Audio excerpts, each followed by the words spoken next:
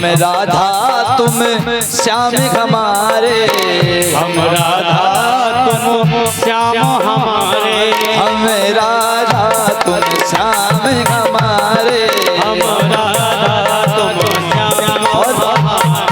गोपियाँ कह रही हैं हमें पूजे कन्हैया तुम्हें सिर धर के, हमें पूजे कन्हैया तुम्हें सिर धर के, देख लियो कन्हैया मोहे जी भर के। जब जमुना से आओ भर के, देख लियो कन्हैया मोहे जी भर के। जब जमुना से आओ गगर भर के, देख लियो कन्हैया मोहे जी भर के। जब जमुना से आओ गगर भर के, देख लियो कन्हैया मोहे जी भर के, देख लियो कन्हैया मोहे जी भर के, देख लियो कन्हैया मोहे जी भर के।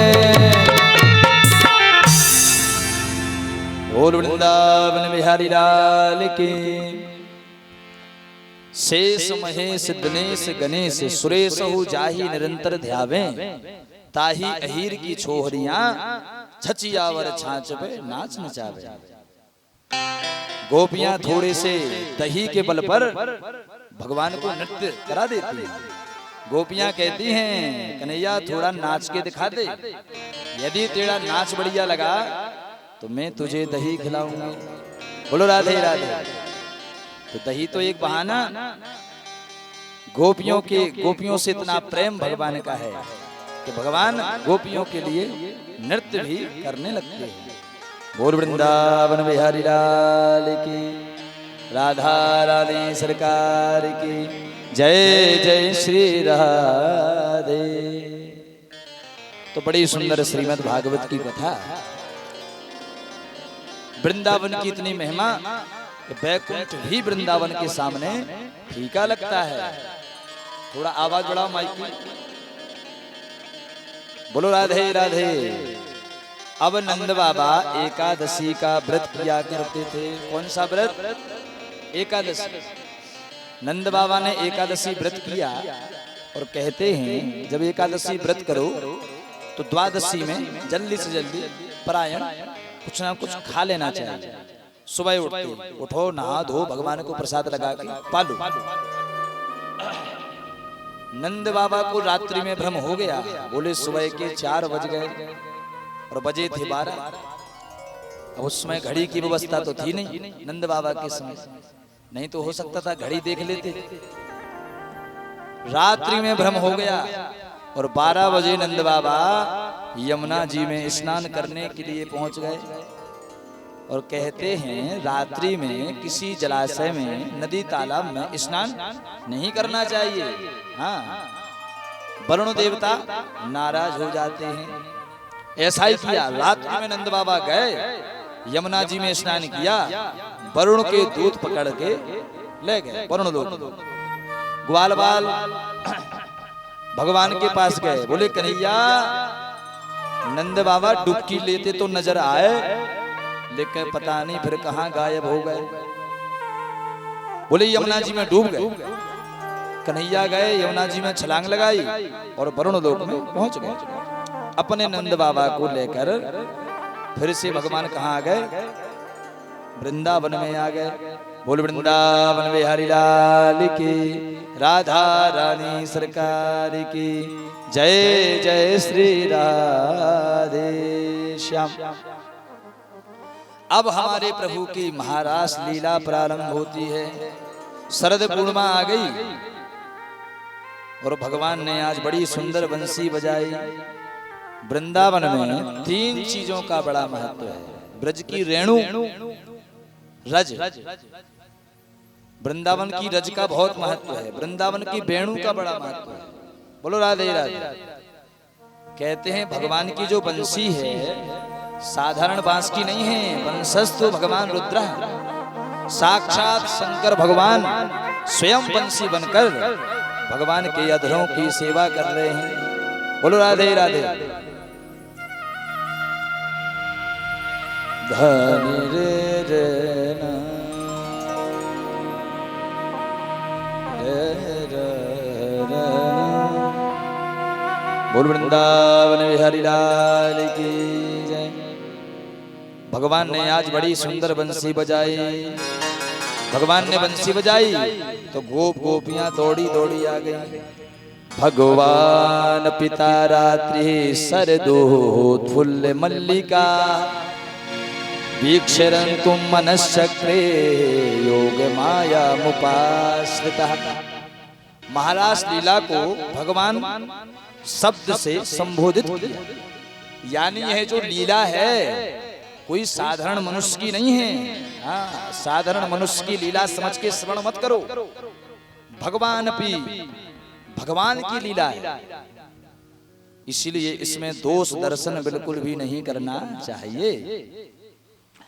शरद पूर्णिमा आ गई, भगवान ने बड़ी सुंदर बंसी बजाई तो बंसी की धुन सुनकर गोपियां दौड़ी दौड़ी आ गई। तेरी बंसी की धुन सुन के, बोलो राधे राधे।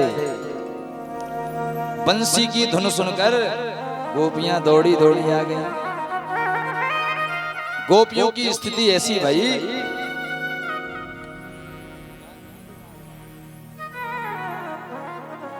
बोल वृंदावन बिहारी लाल की। भगवान ने बंसी बजाई तो गोपियों की स्थिति ऐसी हो गई। बोले एक गोपी लेपन कर रही थी। दो प्रकार का लेपन होता है। कितने? एक घर के बाहर और एक चेहरे पर भी लेपन होता है। हाँ, बोलो राधे राधे। दोनों प्रकार का लेपन चल रहा था, लेकिन गोपी ने जैसे भगवान की बंसी सुनी तो एक गाल में लेपन कर पाया, दूसरे गाल में करना भूल गई और उसने दौड़ लगा दी।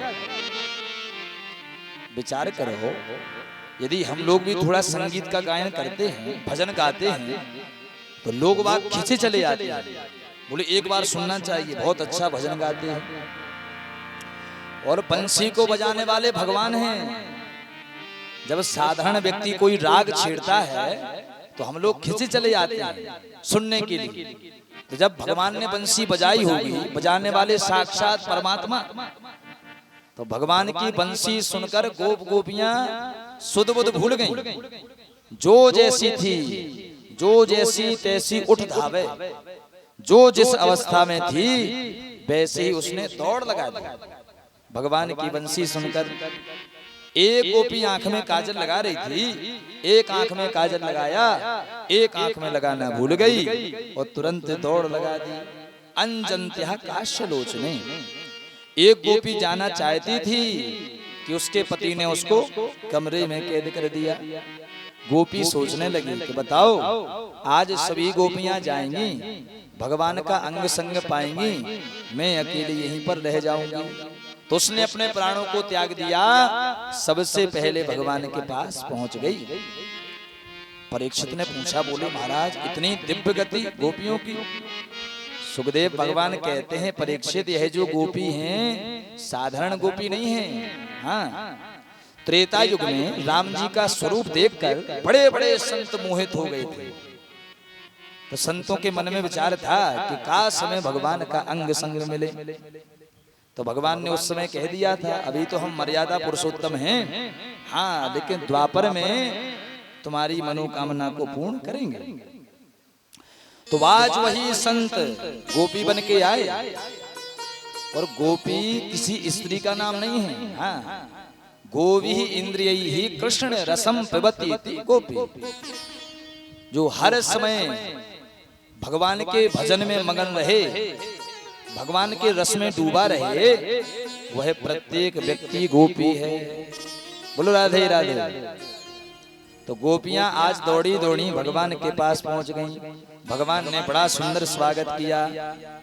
स्वागतम भो महाभागा प्रियम किम करवाणि वह ब्रजस्यानम नामयम कस्य द्रुतागमन कारणम। भगवान ने स्वागत किया, स्वागत है, स्वागत है। गोपियां प्रसन्न हो गईं। देखो, पहले भगवान ने बुलाया, अब हमारा स्वागत कर रहे हैं। अगले क्षण भगवान ने पूछ लिया, बोले गुरुता गमन कारण, आई तो हो, लेकिन आने का कारण क्या है? विचार करो। जैसे पंडित जी का आपने निमंत्रण कर दिया, बोले पंडित जी हमारे घर आना है, और पंडित जी पूरी मंडली को लेके आपके दरवाजे पे पहुंच गए। कुंडी खटखटाई, आपने दरवाजा खोला और पंडित जी से पूछा, बोले पंडित जी क्यों आए हो? तो पंडित जी तो यही कहेंगे, भाई तुमने पहले बुलाया, निमंत्रण दिया, तभी तो हम आए। गोपियां भी कह रही हैं, पहले प्रभु आपने बंसी बजाई, बंसी बजाकर हमें बुलाया और फिर हमसे पूछ रही हो कि क्यों आए। मानो भगवान यहाँ पर गोपियों की परीक्षा ले रहे हैं कि कहीं इनके अंदर अभी परिवार की ममता तो नहीं है, मोह तो नहीं है। भगवान कहते हैं अच्छा, बोले लगता है पति से झगड़ा हो गया। हाँ, पति से लड़ाई हो गई, इसीलिए जंगल में आ गए।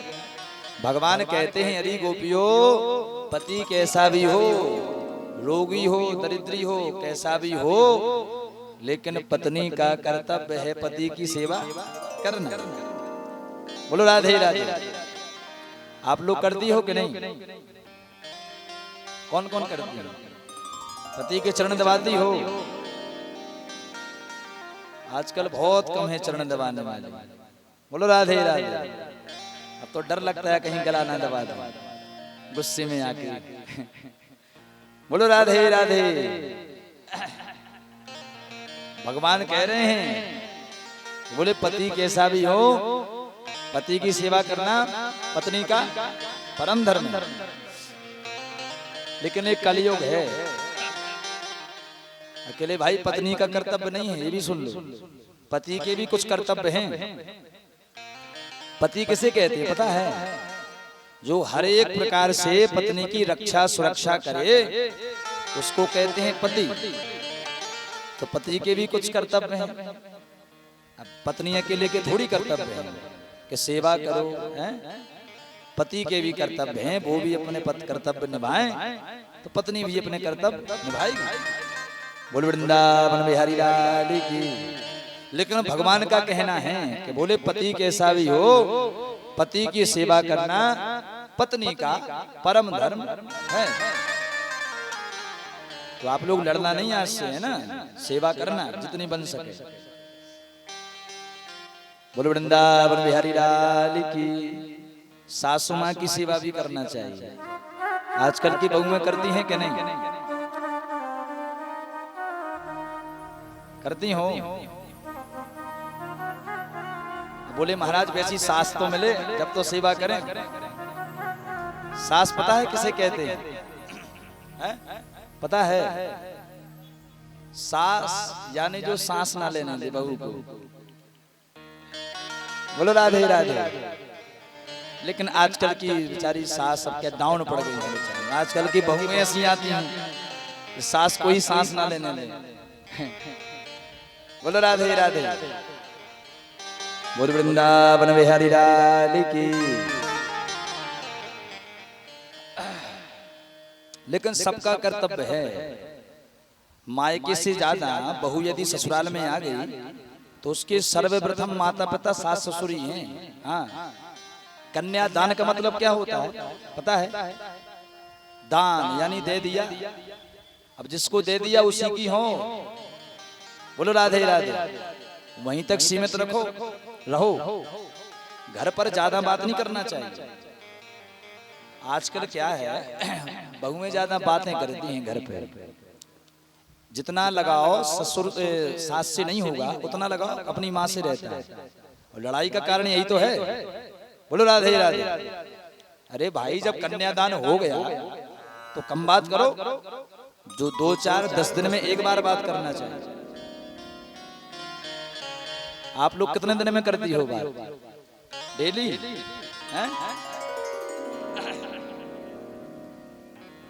डेली बात नहीं करना चाहिए। 2 4 10 दिन में एक बार। हाँ, जो डेली बात करती हैं तो फिर वो यहाँ वहां से बातें होती हैं माताओं, पर बस इसकी लड़ाई उससे, सास की बुराई अपनी माँ से, माँ की बुराई सास, यही चलता रहता है। बोलो राधे राधे।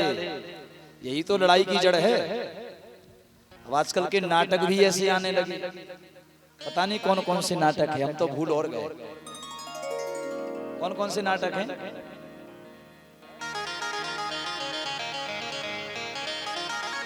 पता नहीं, हाँ तो ध्यान से उतर गए। बहुत पहले देखते थे, एक दो बार देखे, लेकिन माताओं को बहुत पसंद है। हाँ, पता नहीं ऐसा कौन सा रस मिलता है उसमें से। नाटक आया, का दो के नाम ही बता दो हम। हैं? सबसे बड़ी जड़ ये नाटक है लड़ाई की। हाँ, बहू रानी यदि कुछ नहीं भी जानती हो तब भी नाटक देख देख के पूरी दिमाग में मेमोरी भर लेगी, और वही मेमोरी बाद में घर परिवार में उसको यूज करेगी। हाँ, अनुपमा बता रहा नाटक अनुपमा नाटक है। इन नाटक की लड़ाई की जड़ है। अरे भाई, वो लोग तो अपना पैसा कमा रहे हैं, और लेकिन हमारे दिमाग में कचड़ा भर जाता है। इसलिए नाटक मत देखा करो। बोलो राधे राधे।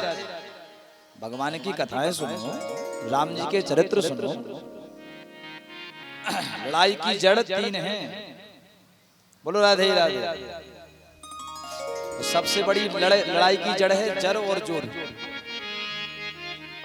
एक जमीन और दूसरी स्त्री। हाँ, इसके अलावा तीसरी लड़ाई नहीं। बोलो राधे राधे। भाई भाई में विवाद लड़ाई तो जमीन की वजह से, भाई भाई में लड़ाई तो इसी कारण से। ग्रह कारज नाना जंजाल।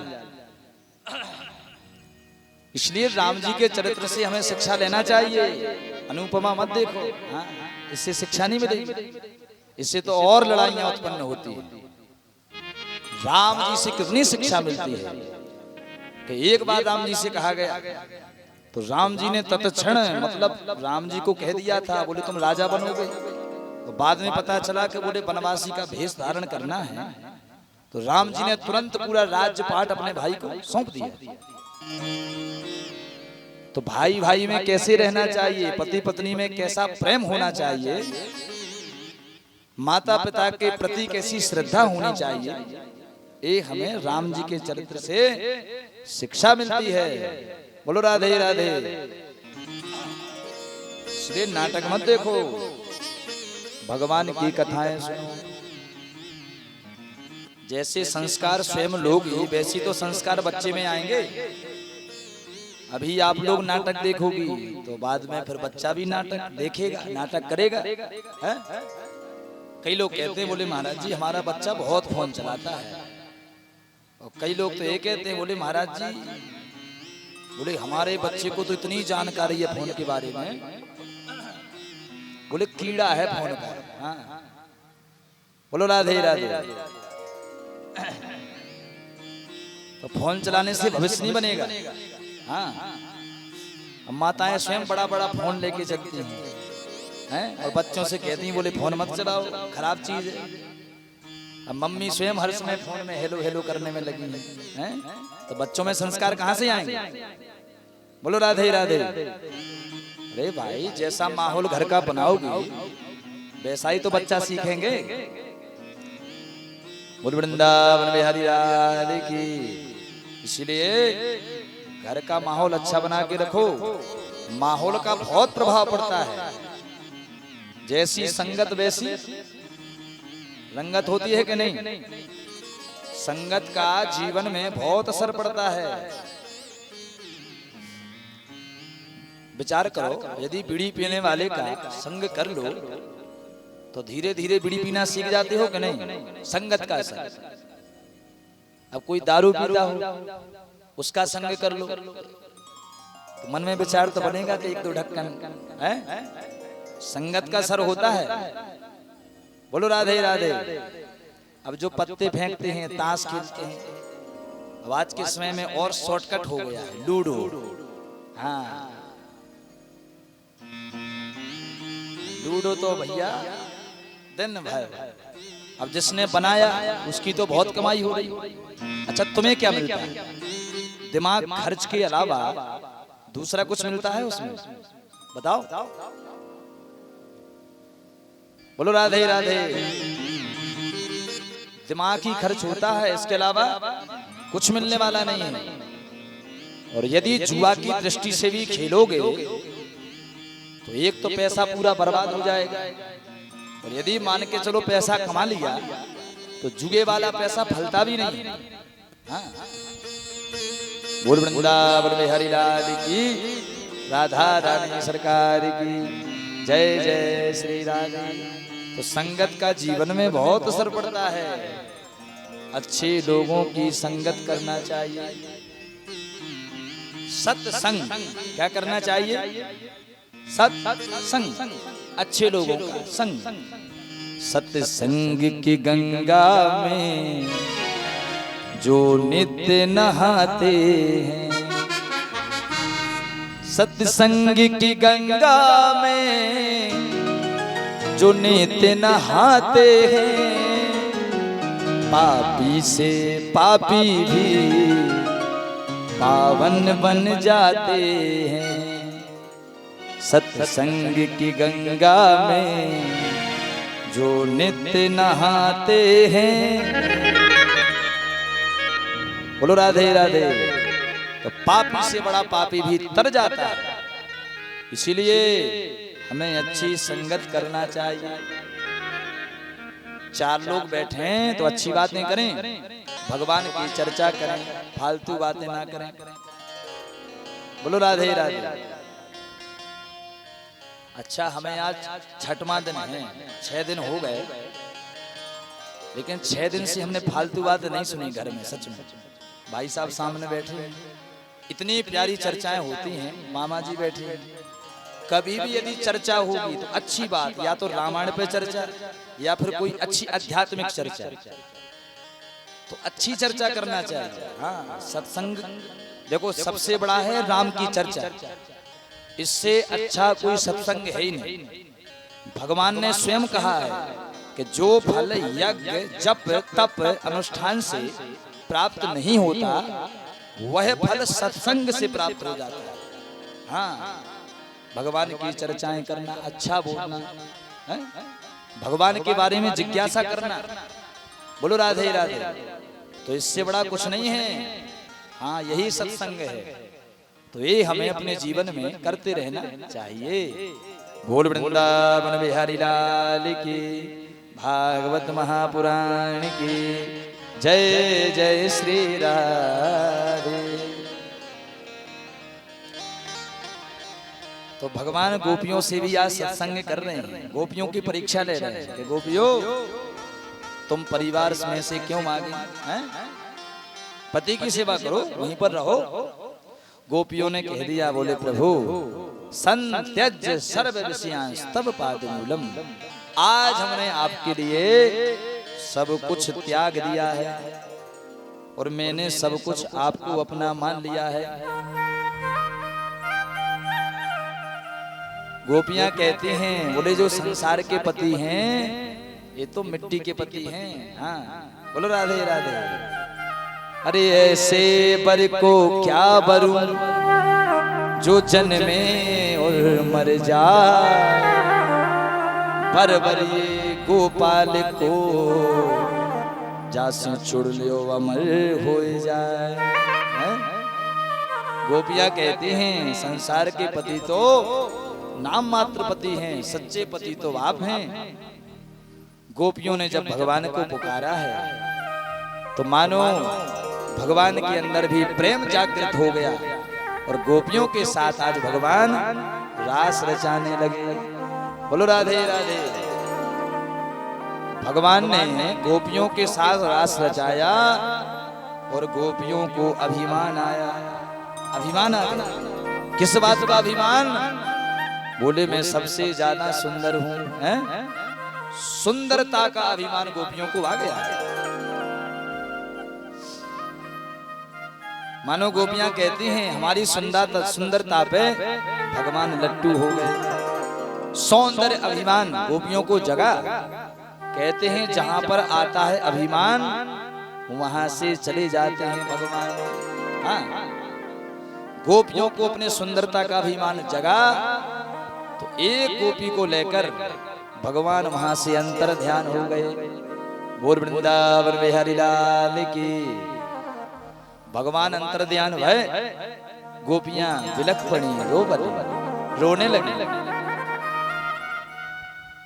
जैसे पानी से यदि मछली को अलग कर दिया जाए तो मछली तड़प जाती है, उसी प्रकार गोपियां भी तड़प गईं। हाय कन्हैया, हाय कन्हैया।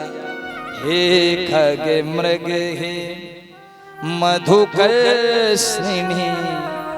तुम देखी से ताम्रग नैनी।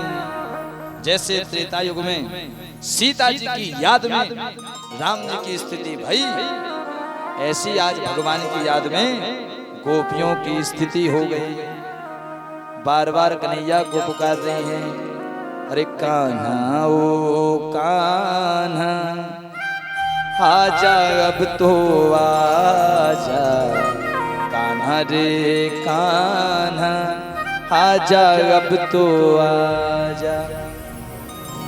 मेरा दिल ये पुकारे आजा, अखियों के तारे आजा, हो मुरली वाले आजा रे कान्हा ओ कान्हा, आजा अब तो आजा, कान्हा ओ कान्हा, आजा अब तो आजा, कान्हा ओ कान्हा, आजा अब तो आजा। मेरा दिल ये पुकारे आजा, अखियों के